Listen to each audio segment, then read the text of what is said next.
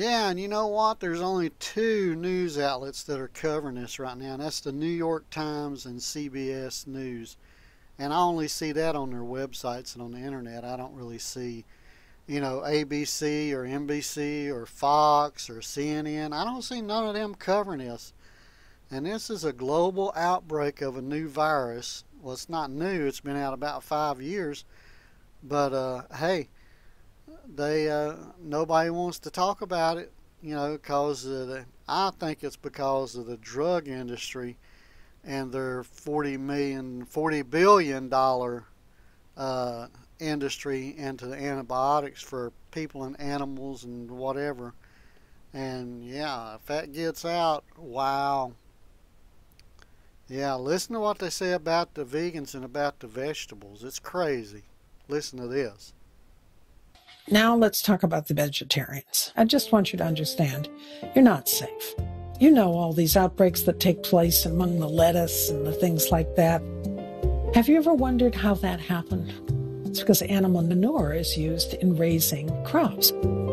Organic agriculture lauds the use of animal manure. Unless you're just I'm a vegan and I only hang out with vegans and I eat sterilized vegetables, it's very likely that you're picking up the same bacteria. Resistant bacteria seep into the groundwater, fly off the back of livestock trucks, and hitch a ride home on the hands of farm workers, all of which makes trying to pinpoint exactly where resistant bacteria is originating extremely difficult. And even when it seems like there is a clear source, things still aren't so simple. Hey, remember Albert Alexander, the first guy to receive penicillin? Wow, listen to this story about him. Just hang in here. Listen to this. Remember Albert Alexander? Hello. Ouch. The first patient to be given penicillin? Well, his story didn't end there. 5 days after he started recovering, the hospital ran out of the new drug, and Mr. Alexander died. Today, we don't have to worry about antibiotics running out. We have to worry about using them so much that they stop working altogether. Why a Metro Health Department didn't shut down a local restaurant. We really need to change the way we use antibiotics, because the way we use antibiotics is destroying them. It's putting at risk the entire system of care that we depend on for lengthening our lives and improving the quality of our lives. The British government commissioned a study which predicted a worst-case scenario where more people will die by 2050 of these infections than will die of cancer. That's a generation from now. It takes 10 years to identify, develop, test, and bring to market a new antibiotic, and it takes $1 billion. This is a common issue for humanity. Very similar to global warming. You can't control it as a single company. You can't control this as a single government. And because the bacteria are now working together so efficiently, unless the world acts consistently together, it doesn't make a difference. Your grandmother makes you a rump roast, and then that rump roast makes you sick. Well, if you live in France or Ireland or pretty much anywhere in the EU, packaged meat has a tracking label. You can figure out exactly what farm that meat came from.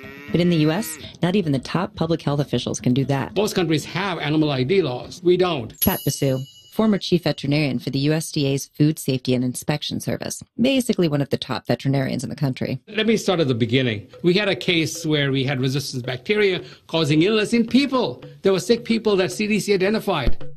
More than 50 people in 8 counties have gotten an unusual strain of salmonella linked to pork. This is not your grandmother's pathogen anymore. This is a new bug. Health officials traced the outbreak back to the slaughterhouse and identified 6 potential farms where the outbreak could have come from.